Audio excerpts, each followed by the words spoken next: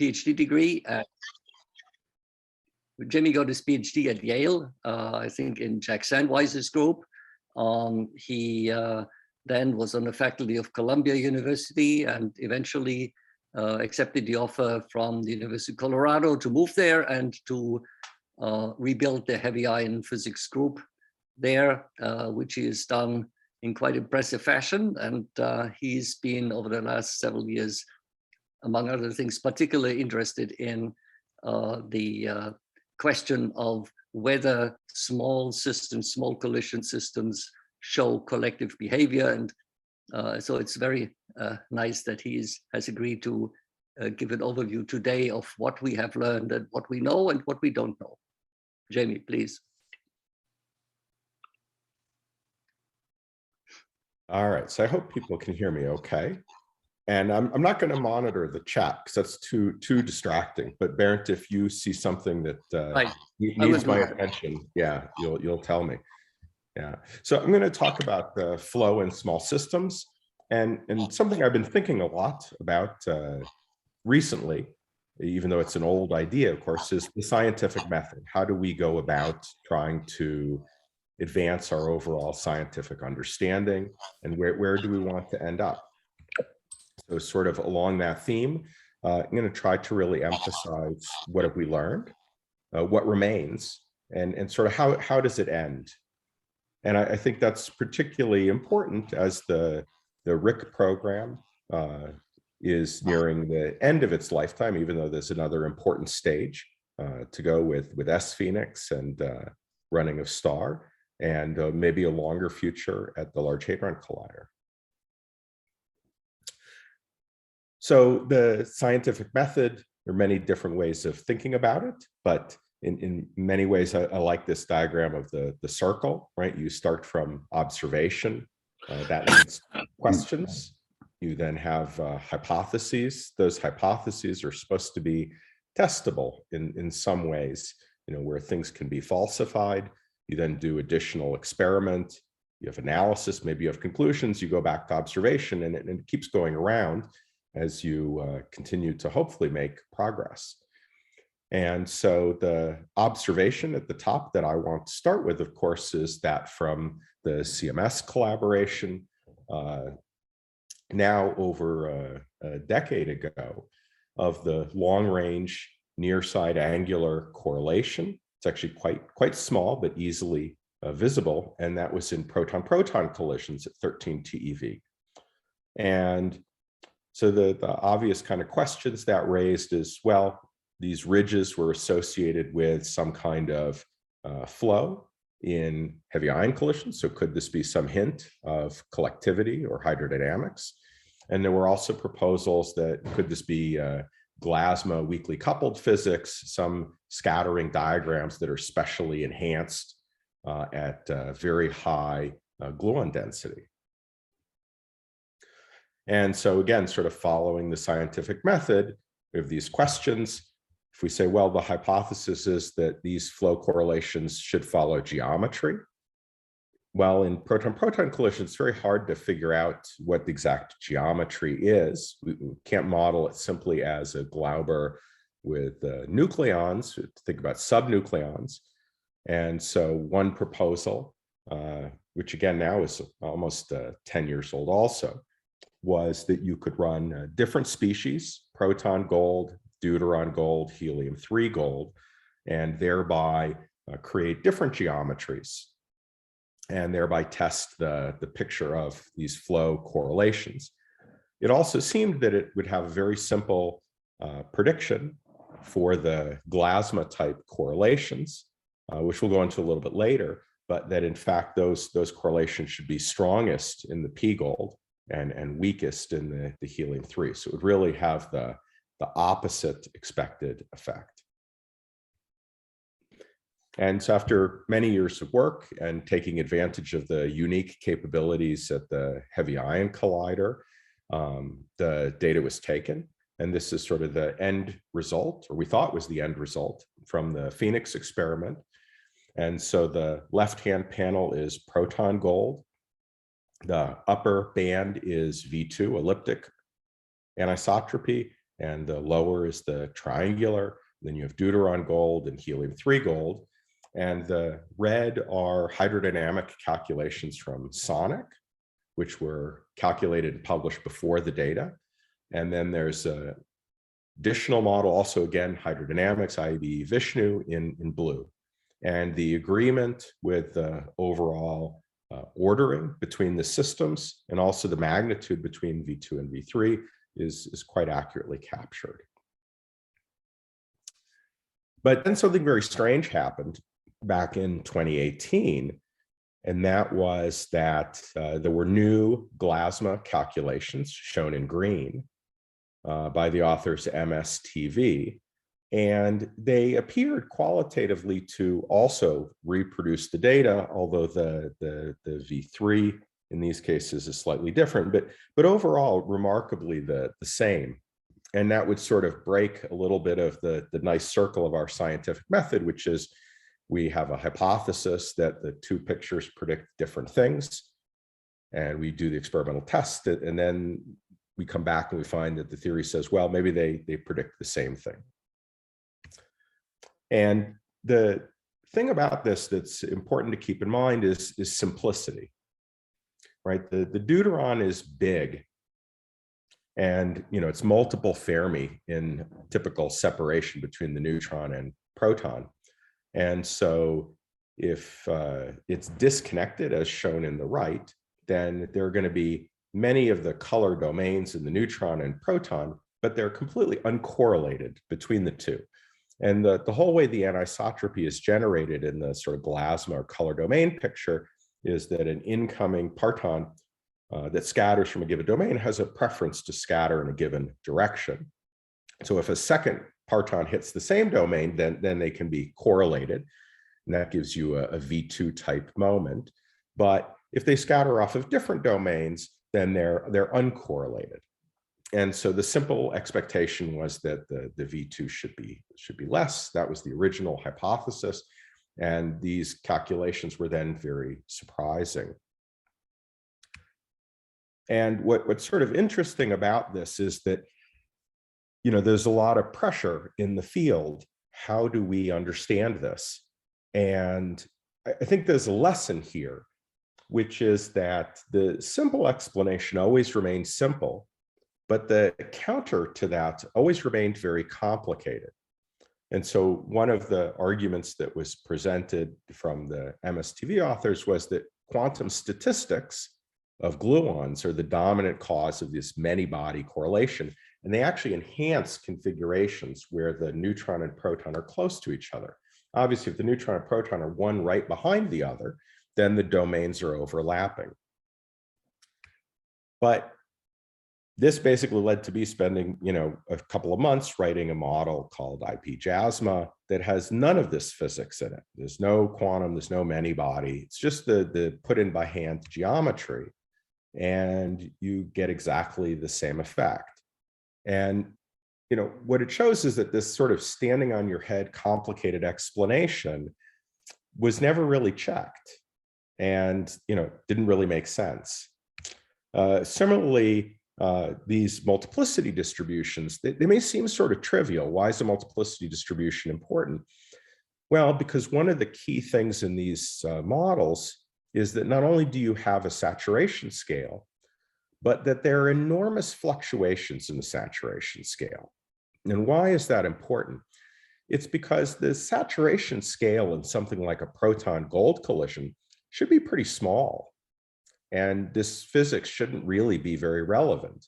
But if you say, well, maybe way out in the tail of the distribution, these are these huge Q-squared fluctuations, then by sampling high multiplicity events, maybe we're accessing saturation physics, even though normally that wouldn't seem to be the relevant regime. And so this claim of ab initio results of negative binomial fluctuations is very important. But in fact, again, the IP-JASMA model was able to reproduce them. The authors have just made a mistake, right? They've assumed that it's the exciting physics they're interested in, and not the trivial sort of put in by hand physics that they're not interested in. And this leads us astray in the field. I guess that raises a question in my mind, which is, doesn't the scientific method, isn't that what we're following? We publish things, the field scrutinizes things, we go back.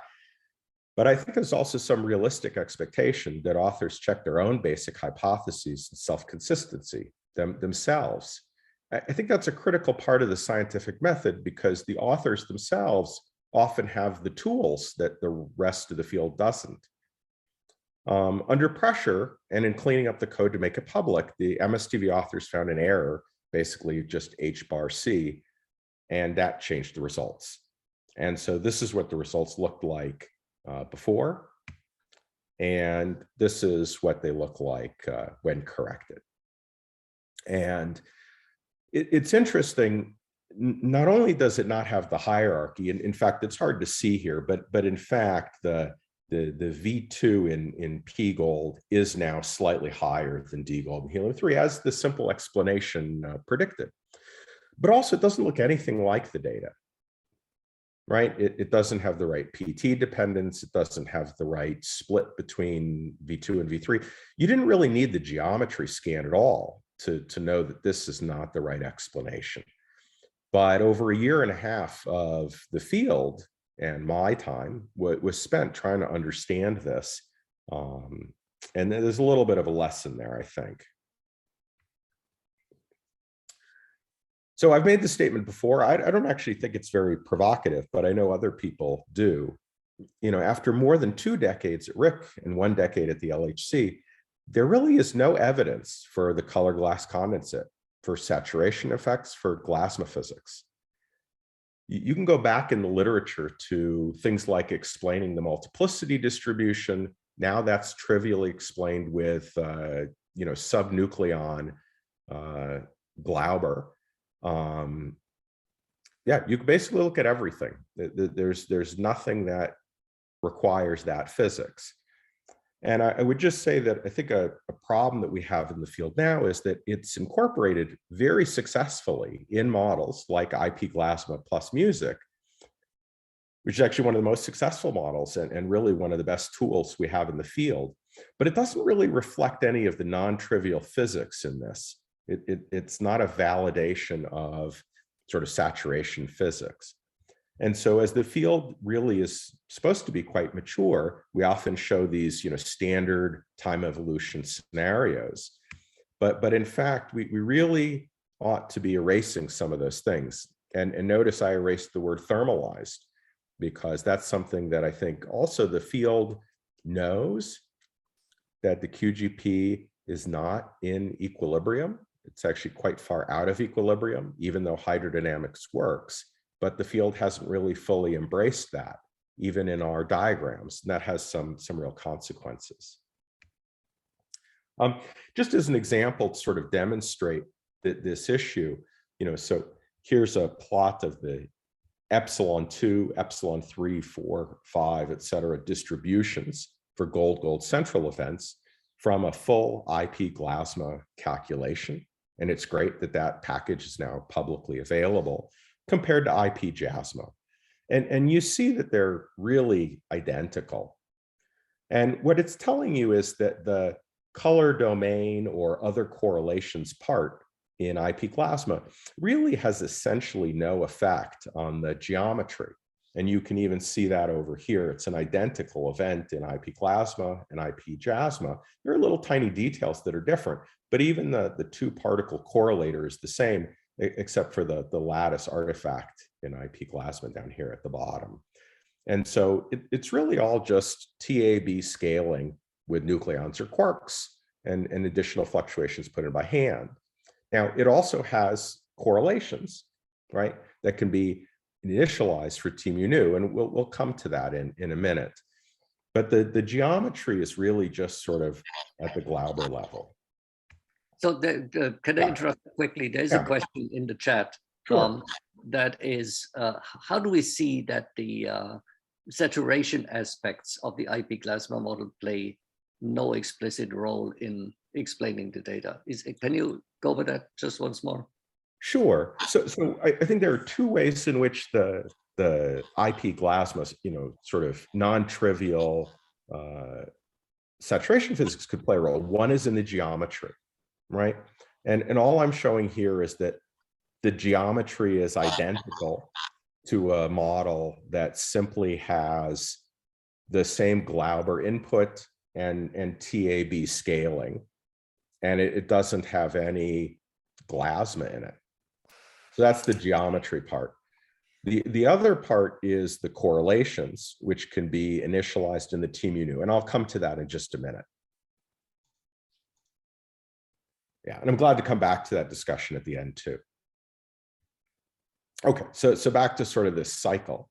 So it seems like maybe— Wait. Oh. One more question. Yes. Oh, sure. If I may interrupt. People are now quite comfortable with believing they understand what a gelasma is, but what is a jasma?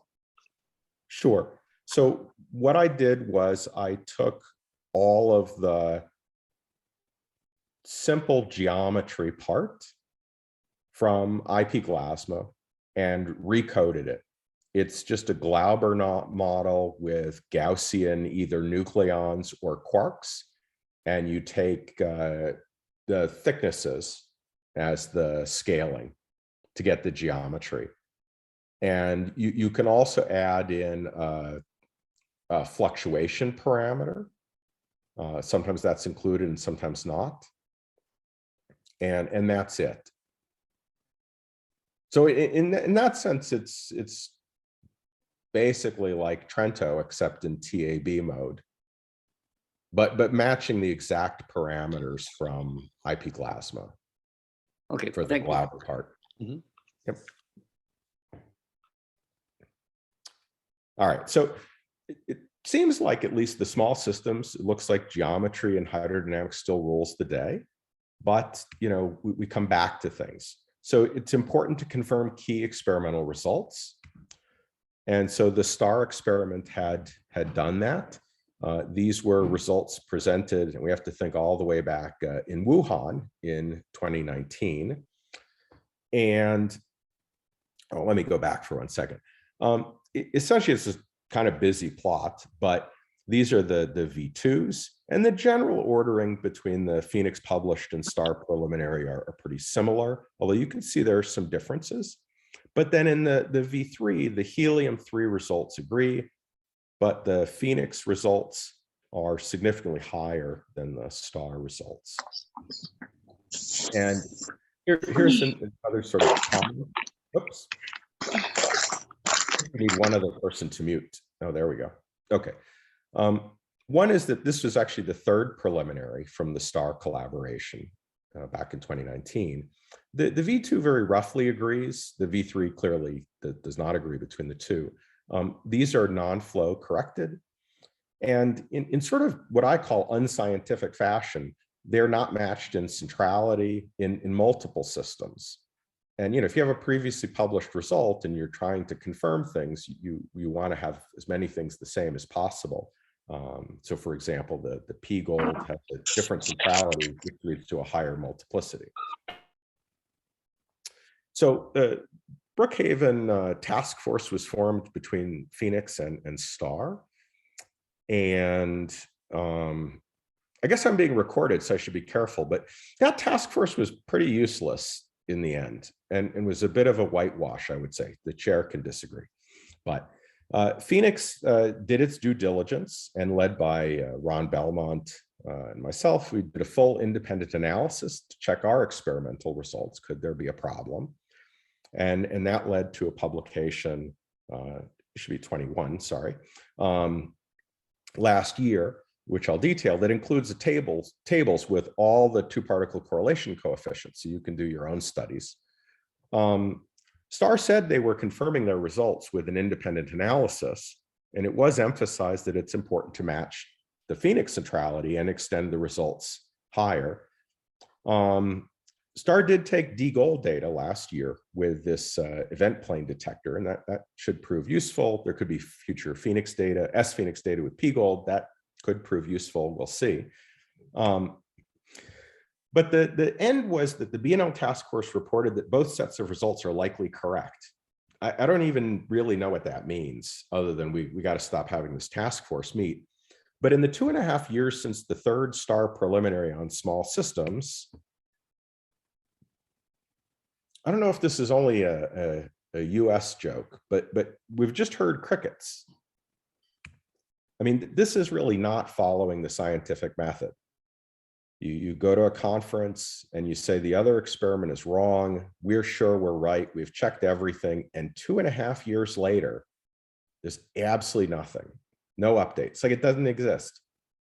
And it's just wasting my time and yours. You have to start thinking about how many 2.5-year periods remain in the rest of your life.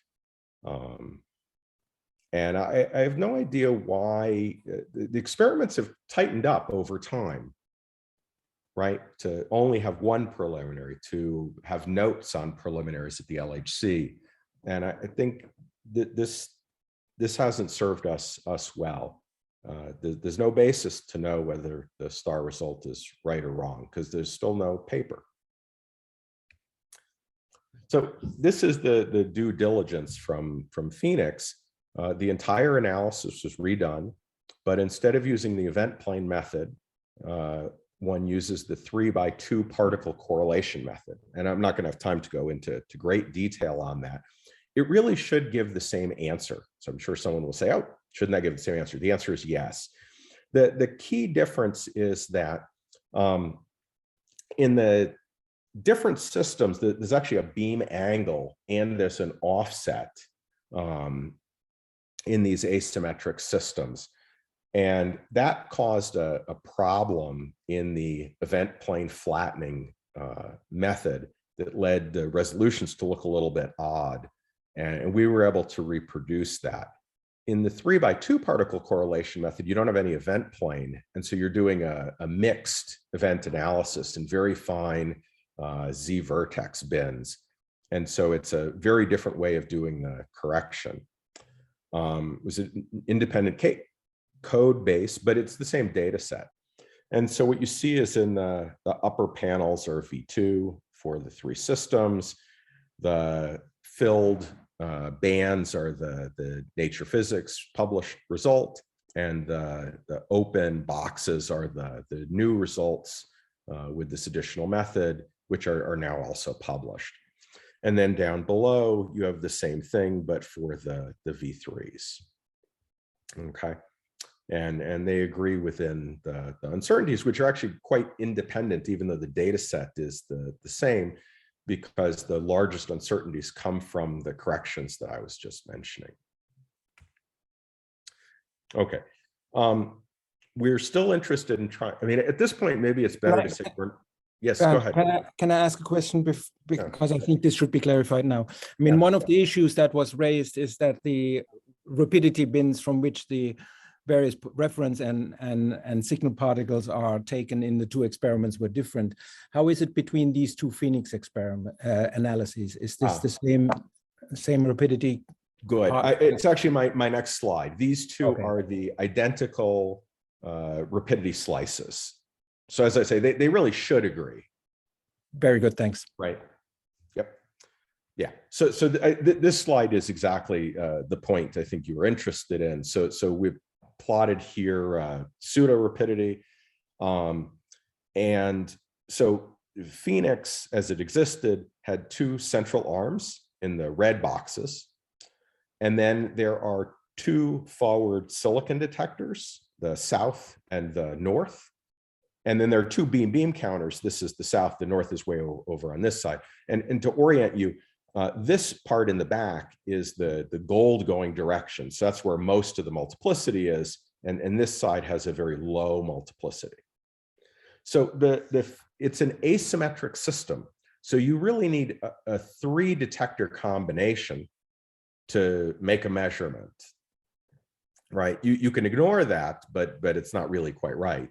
So Phoenix has utilized the beam south, the FVTX south, and the CNT combination. That's the 3 detector combination. And that was chosen specifically because it minimizes non-flow contributions, right? Non-flow builds up when you have very few particles.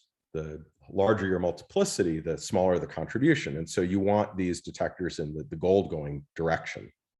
And then you can use the 3 combinations to extract things in the middle. And that's what was shown on the previous slide in both cases. Okay, so STAR has this acceptance here. And in fact, they never did 3 combinations. They just did 2 and assumed that it's a symmetric system, which is not right. But we could try something more similar. We could use the FETX South, the CNT, and the FETX North. So at least it's a combination sort of centered around the middle.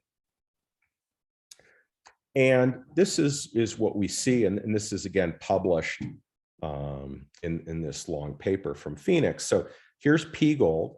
So here's the result using the original 3 detector combination, and the red with the open boxes is with this new combination shifted forward. And you actually see that it agrees pretty well with one of the STAR preliminary results. And that's an unsubtracted. This is not non-flow corrected yet. As you go to D gold, the difference is smaller. Helium-3, it's even smaller. Okay. And so, right, we tried this combination. And what's happening is that you get a very large increase in the non-flow contribution. And you can kind of see that here. This is an AMPT plot. But I mean, these distributions are the pseudo-rapidity charged particle distributions in helium gold, deuteron gold, and P gold. And so what's happening is if you use the 2 backward detectors for your combination, they can have quite a large multiplicity. But when you switch and you use one in the forward direction, right, you suddenly are basically, allowing a lot more non-flow in. And not only is the charge multiplicity there lower, very likely it also comes with a commensurately lower V2. And that also increases your relative non-flow contribution. So I think that's reasonably understood. There could be other explanations. We could talk about decorrelations a little later in the talk. So again, Phoenix has refrained from using non-flow corrections and rather used our kinematics to minimize them. But a group of us said, well, this is basically the final paper we're writing with Phoenix. It has all the tables to do anything we want. And so we'll take a look. And maybe that was overdue. And that's something for me to think about. And so we took the published correlation coefficients and we said, okay, let's apply a template style non-flow subtraction, very commonly used at the LHC. And so let's just walk through this one plot. This is P gold. So the black points are the combination shifted to the back. And we can show 2 other combinations, south, central, and north, or beam, south, central, and north. And they're much higher, as we just showed. And I'm just going to say ignore the green. We're not going to worry about that for right now. If we apply the template style non-flow subtraction, the points all move down to these open colored points. Okay. And so, there's a pretty small effect really sort of within the uncertainties for the black points up to about 2 GeV. And then it starts getting a little lower. But there's a really big effect for the red and the blue points, almost a factor of 2 correction downwards. And it brings the 3 data sets into qualitative agreement. I mean, there's still quite a bit of difference, but the difference is smaller than it was before. Okay. Does that mean that, say, for example, for PT greater than 2, the open points are the right answer? That, Phoenix sort of had the right answer in here within these uncertainties because there's not that much non-flow in the black points, but things are off here. Well, so you can take a look in different models. So this is on the left AMPT and on the right Angentur. And you can run the exact kinematic selection. So this isn't run through a GÉANT simulation of the Phoenix detector, but it's run through the same kinematic selection. And what you see that's interesting, if you look at the black points here and the open black, there's very little correction. But then the correction really takes off and actually brings you almost down to 0. The correction for the red and particularly the blue leads to sort of wild overcorrections.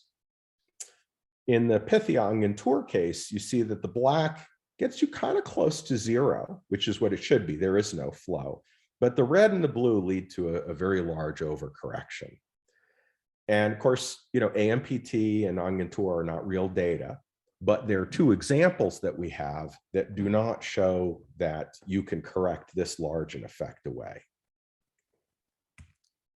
All right, so let's come to V3. So we got to look at everything. So again, we'll ignore the green for right now, and then I'll tell you what it is. So here, the black points are the 3x2 particle correlation results for P gold, D gold, and helium-3 gold. And when you apply the non-flow correction by this particular method, right, the points go up. So they go up to the open points, and they go up because the C3 is on the opposite sign in the reference. So that you can compare them more easily. There are ratio plots in the paper, but the green is a fit, the green is a fit to the helium-3 solid points and the dashed green to the open points. So you can see, right, how things compare in the different systems. And actually, it's interesting, even with, this is the beam south, CNT south, sorry, FETX south, this is the main combination. It indicates there's a significant correction if you apply the template fit. If we try doing this where we include all 3 different combinations that I'd shown before, they're just all over the place. And what you really see is that, in fact, some of these they're not negative, they're imaginary, and they get corrected way up here. The correction is really only sort of under control in the helium-3. Okay. And again, if you try to do this in Ongentour or AMPT, you see these wild overcorrections, particularly whenever you use the low multiplicity detector on the P going side. How do we know what the right answer is? That's a good question. That's a good part of the scientific method. I think one of the things that we thought about a little bit was, well, we also do have LHC results. And so we took the Atlas P-lead results from the LHC and just focus on the left. We plotted V3 over V2, and that's measured very nicely in central P-lead, and those are the black points with the black dashed line. If we look in P gold at the Phoenix results with no correction, we get the red points. And they're about a factor of 2-ish lower. If we use the non-flow corrected by the template results, we get the blue results. They're sort of in agreement, but then they're higher at high PT. Why is that interesting? Well, it's interesting because you can actually then take the double ratio, so V3 over V2 at RIC, divided by that at the LHC, and there's sort of a magic line at 1. And why is it interesting? It's because all of the hydrodynamic models and AMPT, they all predict something that's below 1, except this one here, and I'm still not quite sure why that is, but it's sort of near 1. And the reason is pretty simple, and that is that as the time evolution of the system gets shorter, the V3 doesn't develop as much as the V2. And so as you go down in energy, basically the ratio of V3 over V2 essentially always drops. Might not be a lot, but it essentially always drops. And so it's very hard to understand how one gets results that are way up above, except that it's an overcorrection, right? Because remember, the correction goes up for the V3. And if you're interested in the backups, I have it, but just sort of following my cursor, the star preliminary results are all up here. They're way above the black line. Is that a proof? No, it's an indication. I think maybe, well, I think I'm going to skip going through these numbers, but just comment, there are lots of different ways of calculating the geometry. And, if you have more fluctuations, then you're going to wash out more of the intrinsic geometry. That's easier to do in the triangularity case because the moments are smaller. And there's a nice paper from Uli and collaborators some number of years ago.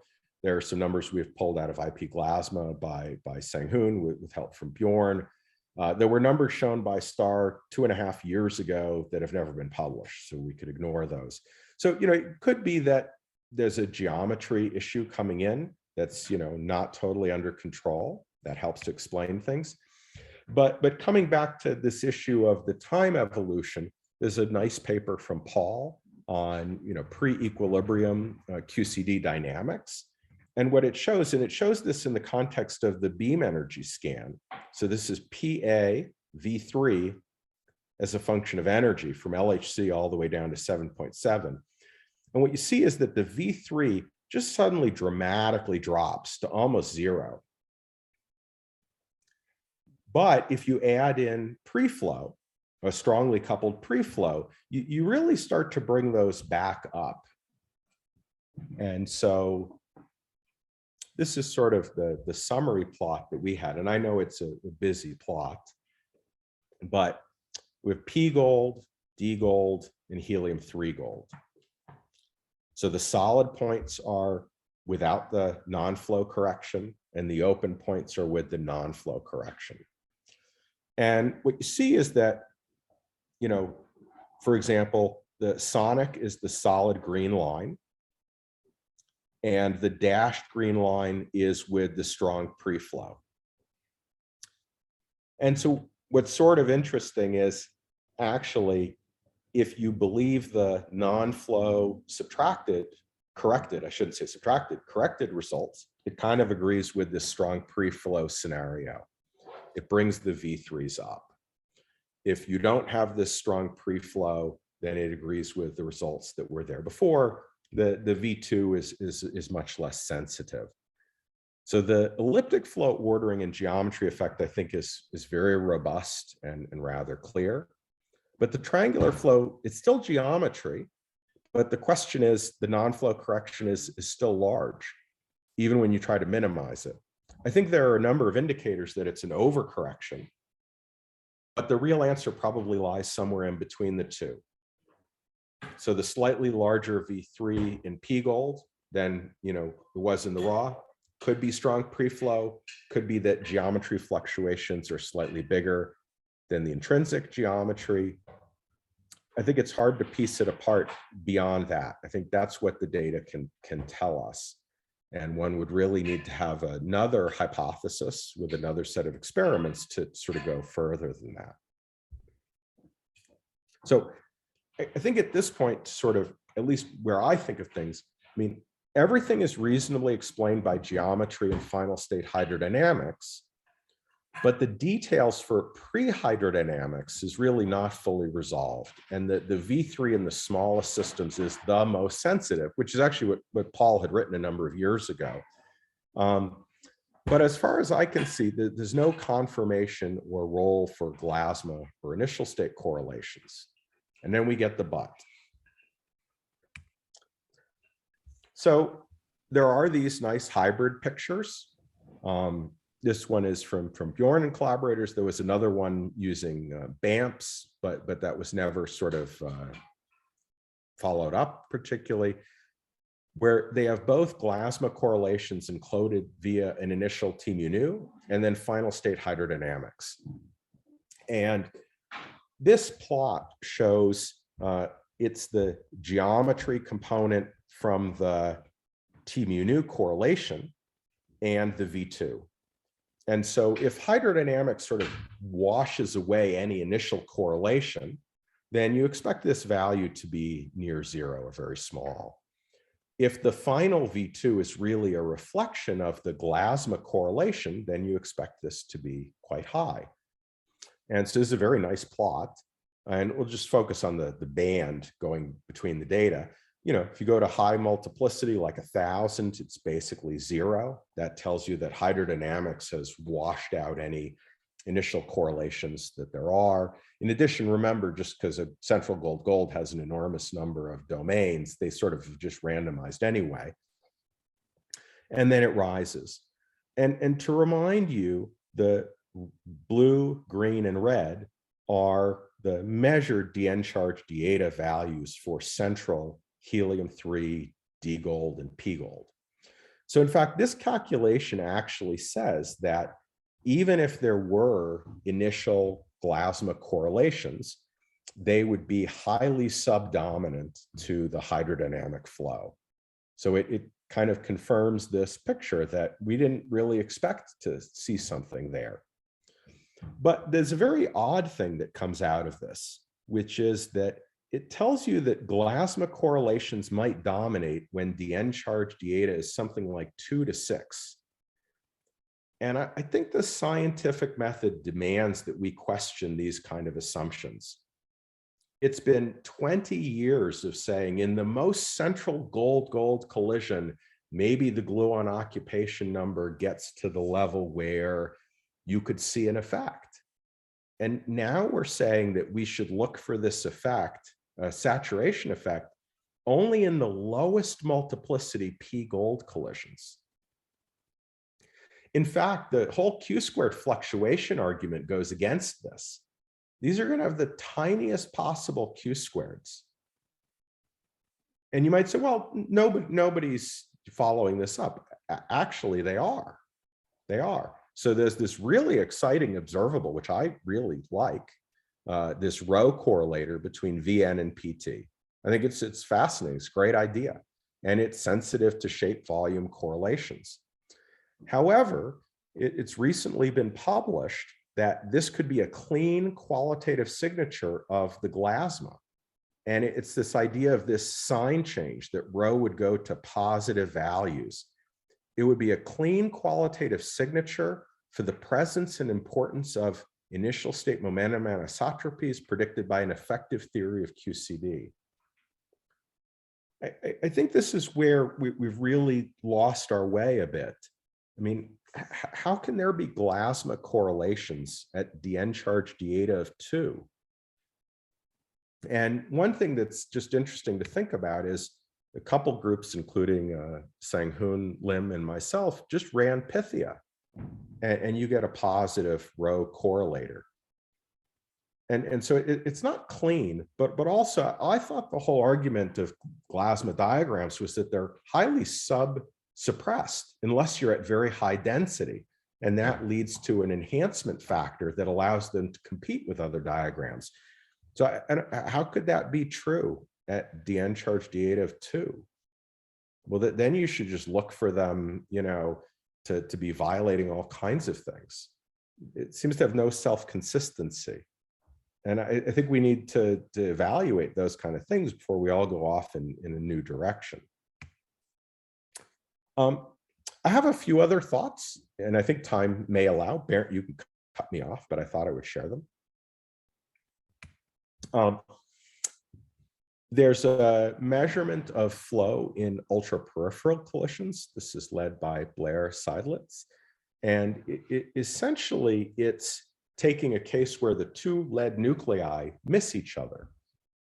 And one of the lead nuclei emits a photon, but the nucleus stays intact. And so you can really tag these events very cleanly at the LHC. There's also a program, of course, at RIC. And the results have been out for a little while. So these are the V2 and V3 results in these ultraperipheral collisions. And what's new is this model from Weibin, Chun, and Bjorn. They treat the photon on lead at a single energy. There's really a distribution of energies, but there's probably a pretty good proxy to start. And they treat it as if it's two valence quarks. So you sort of have the vector meson dominance picture where the photon fluctuates to a row. They use a regular minimum bias impact parameter distribution. That's a bit of a problem because you need to make sure that the lead nucleus, if it hits part of the other lead nucleus, you'll break up both lead nuclei, and that would be rejected in the analysis. So there's a lot of simplifications, but it's interesting. And what's interesting is that the p-lead results are up here, and these ultra-peripheral are down here. And that's been a puzzle. Why, at the same multiplicity, why would it matter if you had a row hitting a nucleus versus having a proton hitting a nucleus? The 2 valence quarks versus 3 makes almost no difference in a Glauber picture with valence quarks, and we've checked that. So what really matters? And they had this very nice idea that this is from longitudinal decorrelations. And so I made up this little AMPT event display just to try to see the point. So if you have a p-lead collision, the LHC, you get a bunch of color strings, and the markers are the partons that are melting out of these strings. And the 2-particle correlation, it's not quite these kinematics, but it's sort of like correlating 1 particle here and 1 here. We actually impose a 2-unit gap. But if it's more like a row lead, it's shifted in rapidity, because the photon that fluctuates to a row is much lower energy than the original per nucleon energy. And so you can see that these strings are all shifted. And so you could imagine, well, that could lead to a large longitudinal decorrelation between a particle here and a particle there. And that's what they say in the paper is the dominant effect here. And so I think that's really interesting to see if we can explore that further. And also in run 4 at the LHC, CMS and Atlas will have tracking that goes even further backward, which will really enhance these kind of measurements. At this last Quark Matter conference, the same Blair presented a preliminary result looking at longitudinal decorrelations in PP and xenon-xenon. And it's a challenging analysis. So there's a lot of issues with the non-flow correction. And I'm not going to get into how these are defined because I'll run out of time. But in central xenon-xenon, you have lots and lots of strings. You don't have much decorrelation. As you go to lower multiplicity, you start having a middle number of strings, you get a larger decorrelation. What's kind of neat is in AMPT, when you go all the way to PP, it basically mostly always has 2 color strings. And as long as the color strings span the 2 regions in the correlation, you'll get almost no decorrelation. And the data seem to show a quite a bit larger decorrelation in PP. And so maybe there are some different clever ways working together with our theory colleagues. One can start to pick this apart a little bit more and see what that role might really be. The other lesson learned, since I'm get to be in my slightly controversial mode, is about Bayesian analyses, which we've seen a lot of. And I think they've been an important part of the field. But I think there's a mistake going on, which is a misattribution of physics versus what are referred to as nuisance parameters. And Giacomo is the one who pointed this out, at least to me. Actually, we'll go back for a second. This is sort of the original Jetscape kind of parameters for a lead-lead event. And in the new Jetscape publication, this is what it looks like. And you might say, wow, how did that happen? And the thing is that the Bayesian analysis determined that the width parameter for the proton is 1.12 Fermi. Well, I think we just know that that's wrong. I think there's lots of experimental evidence to say that's wrong. And this d-min parameter, I think many of you may remember that. It's the hardcore repulsive potential. It should be like 0.4 Fermi. This actually is known ab initio for small nuclei in low energy nuclear physics. And so what you get is you get a really diffuse proton and neutron, and then you force them to be far apart from each other. You get this beautiful smooth distribution. And so somehow we unlearned Alver and Roland. And Jetscape is a big collaboration with a lot of fancy tools. And this somehow seems to have gone unnoticed. And I guess I would just say that Bayesian statistics is meant to supplement human thinking, not replace it. It almost seems like an obvious, not correct answer. And it's telling you there's some other physics hidden in there, and it doesn't even get mentioned in the paper. So we're kind of losing sight in the machinery.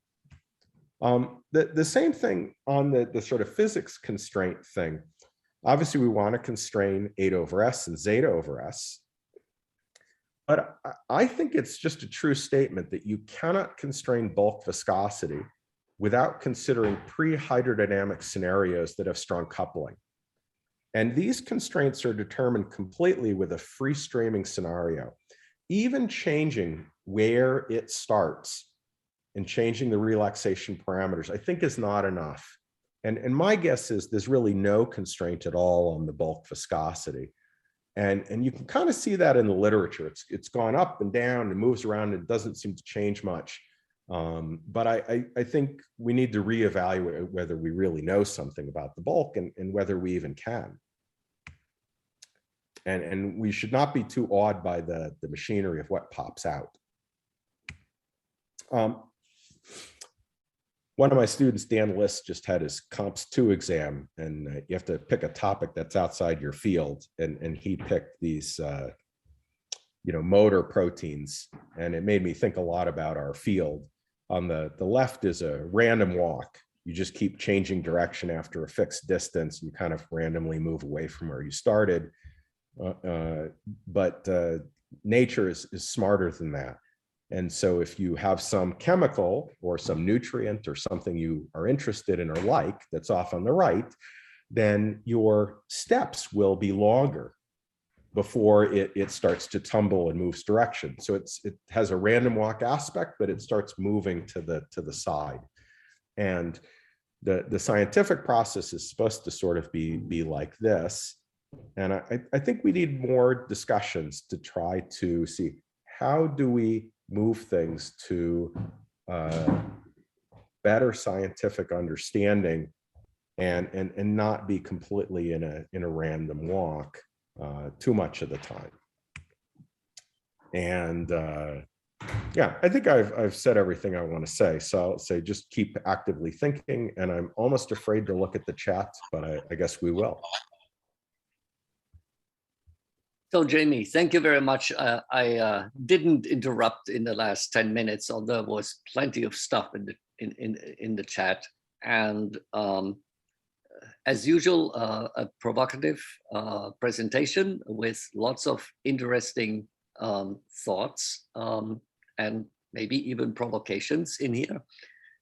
And from looking at the chat, there are really two particular topics that were emphasized. I don't know what's the best order in which to take.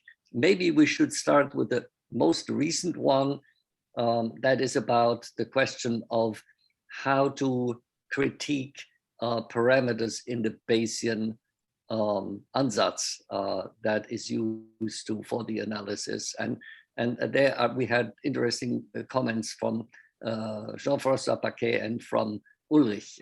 Who wants to start? Okay, if you go first. Sounds good. Hi, Jamie.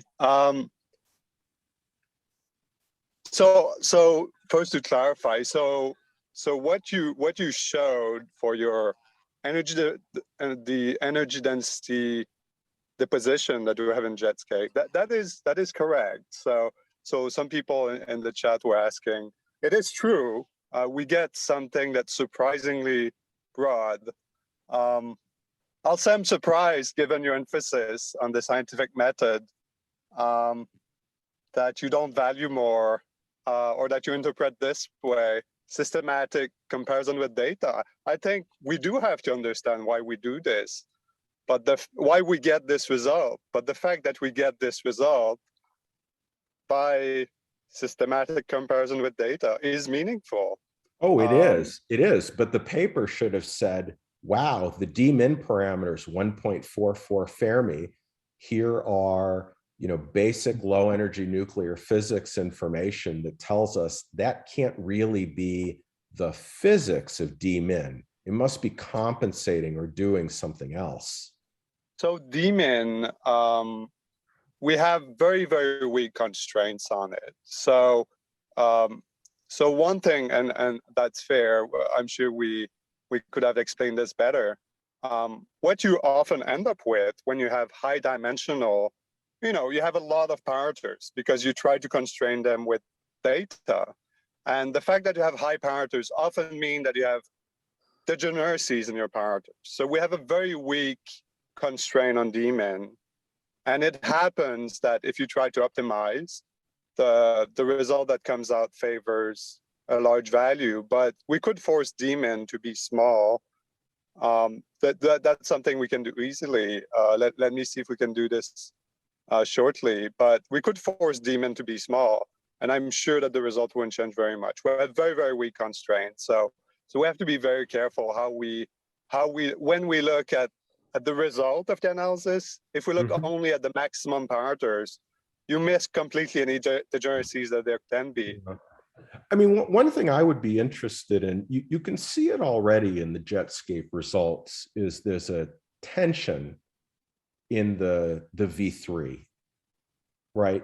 Because the fluctuations have really almost largely gone away.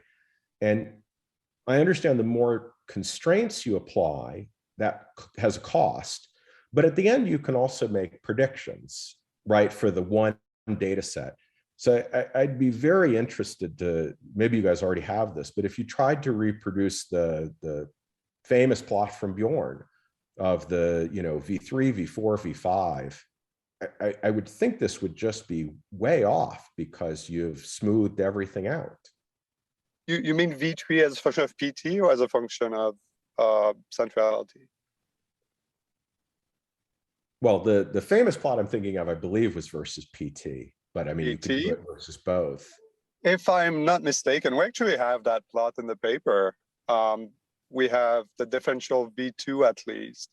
I believe we have the V3 that seem to agree with data pretty well. I mean, I agree, we can't solve everything here, but I'd say, I agree. The fact that you do a Bayesian analysis doesn't mean that you should, at the end, just take everything at face value and assume that this is the truth. But right.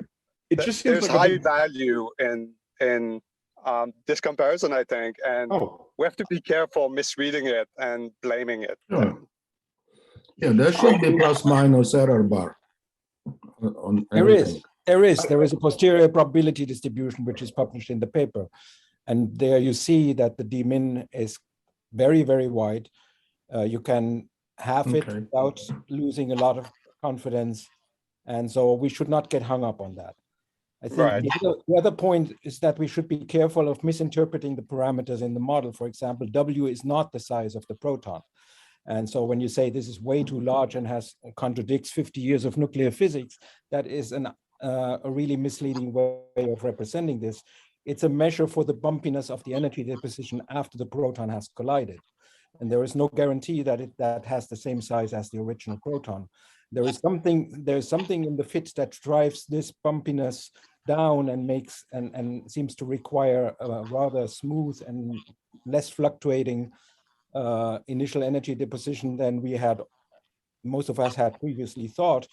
But the point is, that JF already made, is our task is now to understand what in the data drives the model into this corner of the parameter space, and is there some sort of missing physics that would compensate for that is not yet in the model?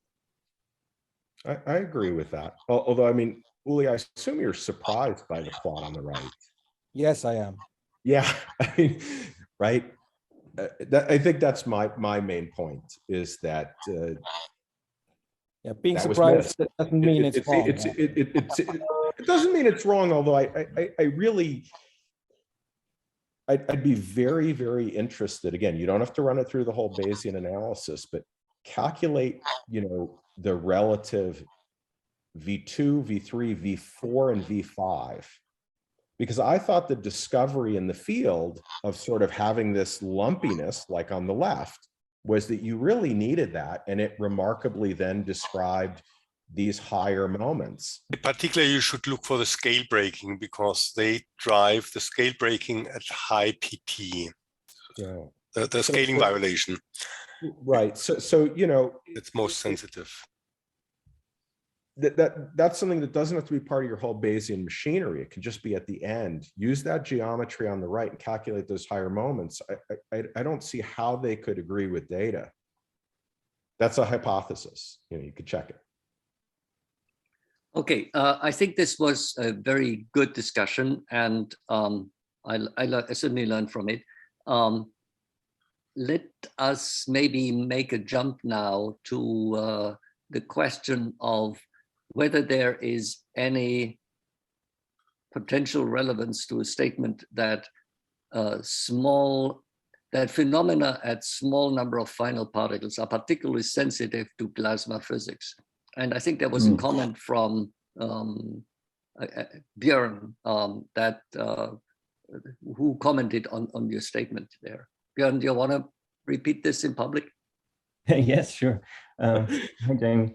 So yeah, I was just commenting that, in principle, you can probe the CGC, right, in a system that will not produce large multiplicities, right? That's what the EIC is all about, and what ultraperipheral collisions can also probe. The color domains are not in the plasma, right? They are in the incoming nucleus, right, or proton, or whatever you're probing. And you're scattering off these domains, like you explained. And, that's what happens in the calculation. And the reason why you see this here at low multiplicities is because the final state cannot play a large role and wash this out.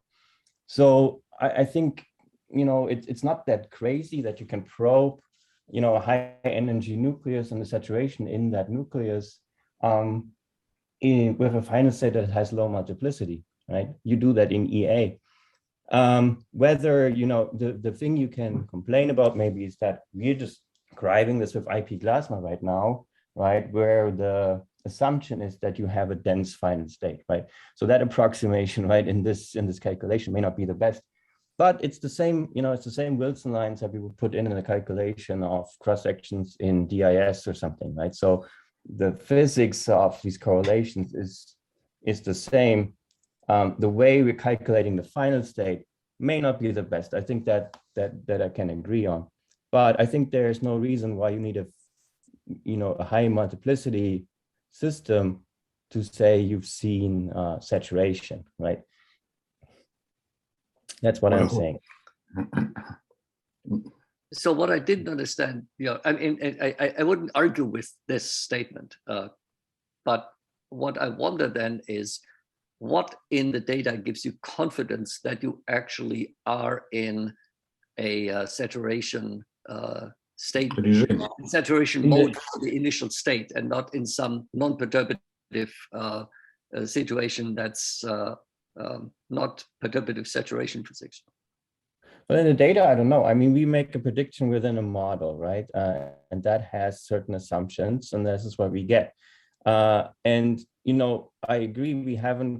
We haven't maybe put in all the physics that could be there, like correlations from non-flow, etc., right? Which may, as Jamie said, give you similar signals down there, right? So we have assumed we've removed all other non-flow. I think the saturation signal is something like non-flow, and as we have shown with Zern and Pragya recently, his student, that the signal is actually not that wide in rapidity, and it kind of looks like what you would call non-flow.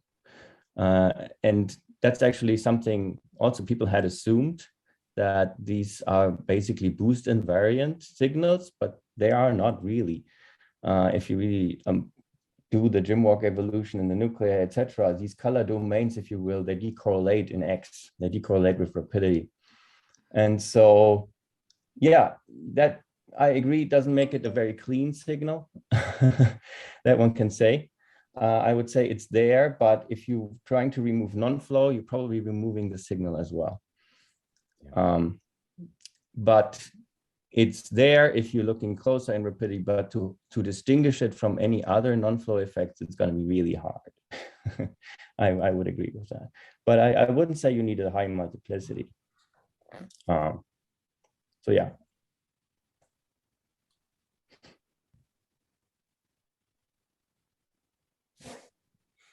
I guess maybe I could just, I do understand what you're saying in the EA part, but I guess, I mean, if you go all the way back to the Brahms days, right, it was always that, you know, the effect is getting bigger as you're looking at higher multiplicity events. And that came about for sort of two reasons. One is that you're hitting the thicker part of the nucleus, right? So that the effect is bigger. And the other was these sort of put in by hand Q-squared fluctuations.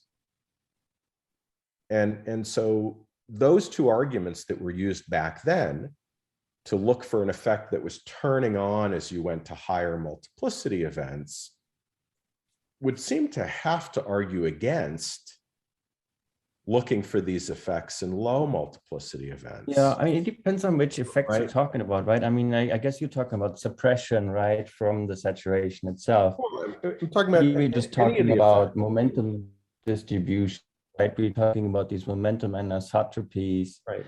and they, you know, they don't, I mean, they don't necessarily grow with QS, right? The domain will actually become smaller as QS becomes bigger, right? But in a And- PA event at DN charge d-eta of 2, just to pick a number, don't you think that's where the proton hits one nucleon on the periphery of the gold? Correct.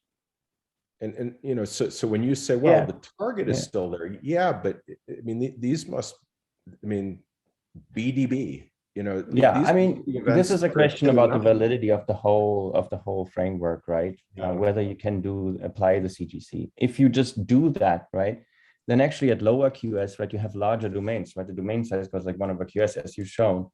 And the larger the domain, the fewer domains you have essentially in a given area, the larger this effect will be, right? Whether you should apply this weak coupling picture, right? I think that's what Bern has been alluding to also with weak coupling versus strong coupling. In that range is a different question, right? I mean, we do it, we try to extrapolate from something we can calculate, right? But yeah, you're running into a regime where the QSs are not very large. That is certainly true. Right, and if they're not very large, maybe this picture may break down because, you know, your coupling is still down. Right. I think we're in agreement on the framing of that, right? It's sort of saying that saturation physics applies in effectively a PP collision with particle production at a GeV. And I don't know. Oh, yeah. Okay, I think that has been clarified. There are two people who've raised their hand, George and Scott. I don't know who went first, but let me start out with George. Hi, Jamie. Thanks for this nice provocative talk in the morning. This is great to start the day. Yeah, so the point I wanted just to make is that, you know, it's, of course, we have to always use the scientific method for everything. But, and of course, discussions about the initial state are important, but also we are making fundamental assumptions when we, you know, put together, when we merge the initial state to the hydro. And there are issues. I mean, since last year, it is understood that there are large issues, for example, when it comes to violations of, you know, fundamental things like causality, okay? So you're running relativistic hydro, and then you find out that the initial state is so far from equilibrium that when you try to patch your hydro to it, you find intrinsic issues that should not be there, at least that it goes certainly beyond the validity of hydro itself. So, I mean, if the scientific method has to be used, and of course it has to go both ways, not just some detailed questions. Okay, corrected. It's not fair to the rest of the audience. Scott, you're next. Okay, it was a very nice philosophic talk. So I just have some philosophic comments. One is, not having done much work on the small systems, I find that people working in that field to be working with a lot of, integrity and open-mindedness about what they're doing. Just because you make mistakes or have to rethink things doesn't mean the method is wrong at all. And so I have quite a bit of respect for them. But I wanted to say that there are two issues that I think plague that area that I see. And one is, the difference between semantics and physics. And there are a lot of words that people use, like hydrodynamics, and they confuse.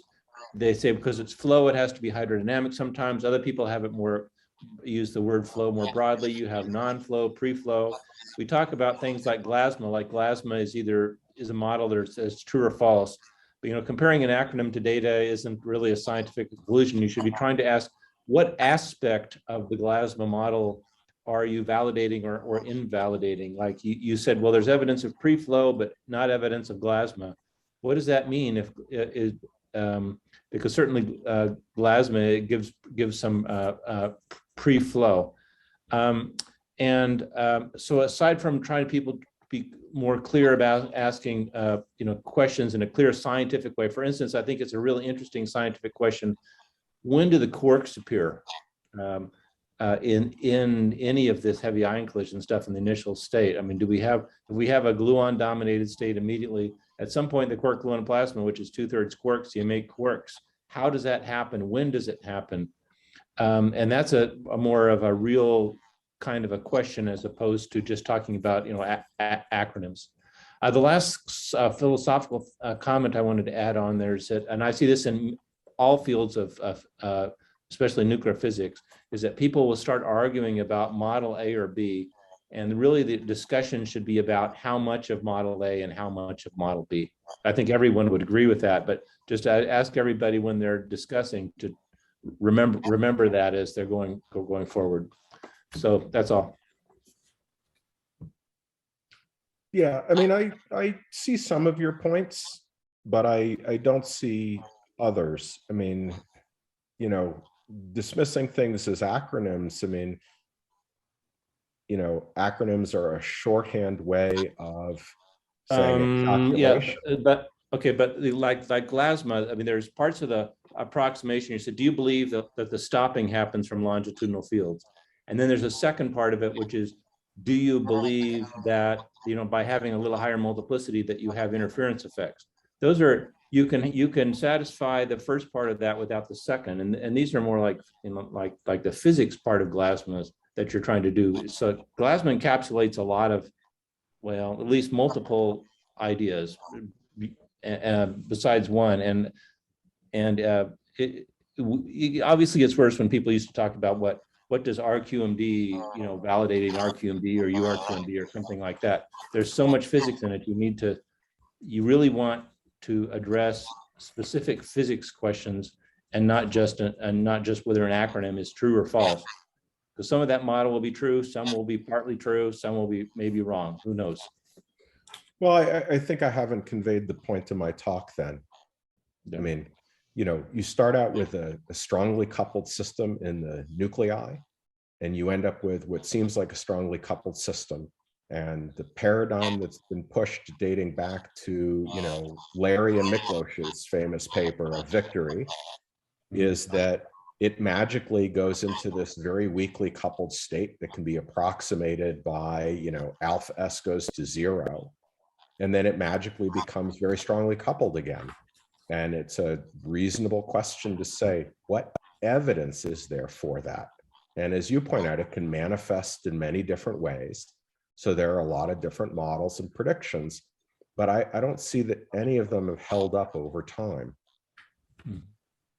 And that is it's not actually that the concept that Jamie and company pursued to develop a model that did not have the detailed dynamical input of the IP glasma, which they call the IP jasma. was a very good way of addressing the question, which of the salient features of the model actually are essential to reproduce the phenomena. Scott, would you agree with that? Yeah, absolutely. I mean, often the discussion does make a lot of sense. I'm just saying that often I hear people say Glasma is true or false, Glasma versus Hydro or something. And I think that grossly oversimplifies the discussion in a way that can't resolve itself in a nice way. But I don't mean to say all discussions are like that by any means. I would just ask people to try to be sure and phrase the questions they're trying to address in a way that's physics and not semantics. You know, be precise with the language. In other words.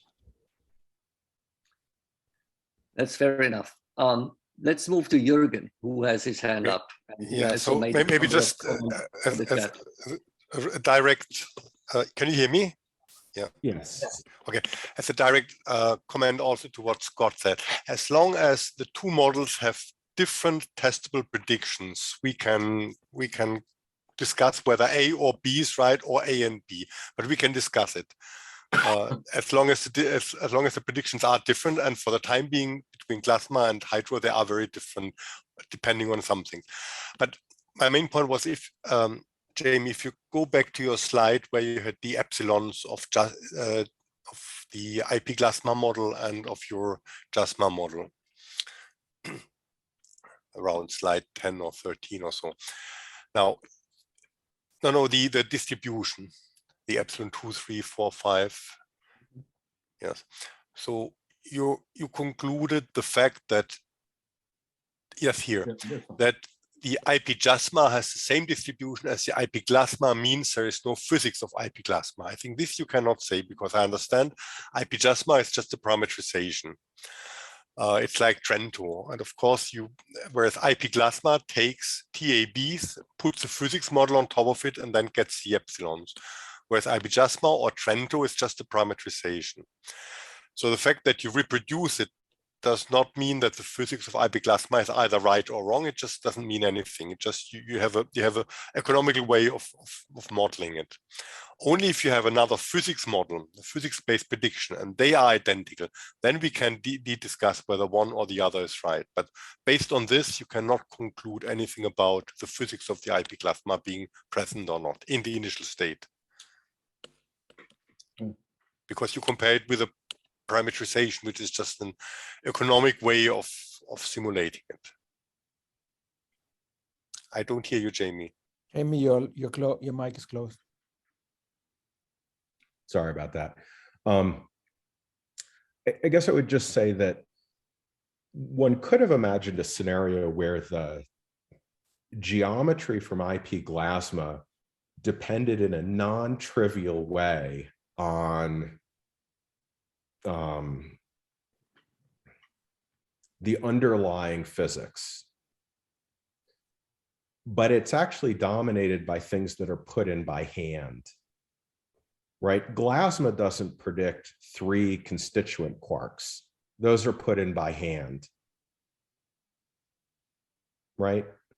So it really is more a demonstration that just because you initialize a model with IP Glasma, it doesn't actually confirm any non-trivial part of that physics. And in fact, to your point, I guess it has been demonstrated you can also get sort of a TAB scaling in the strongly coupled limit. That's somehow not unique to a weakly coupled case. That all agree. So you have different physics which can lead to same distribution. The fact that you parameterization gives the same. Guys, these are not the same distribution. If you continue this 1, 2, 3, 5, if you go to the 20th harmonics, you will see huge difference between the models. Yep. The point is that Hydro eats up all these higher harmonics, and we don't know about so that. We can't, okay. Yeah. It's not that the model are the same; the model are different. Yeah. Okay. But we on the what we can compare, we cannot conclude that the physics is not or not present. That was my main point, and I think we agreed on that, Jamie. You cannot conclude that it's present either, but you cannot use that as an argument it's not present. I mean, since Scott is also picking up on the carefulness of words, I think what I've tried to say is that I don't think there's any experimental evidence backing up some non-trivial aspect of saturation or CGC physics, right? That's not the same as saying it's totally ruled out, right? I mean, in fact, that's part of, I think, what Bjorn was really saying on, you know, with this particular plot here, is that, you know, in the hybrid picture, it's just that it's all washed away, right? But if there's no experimental confirmation, then it shouldn't be part of our standard confirmed picture somehow.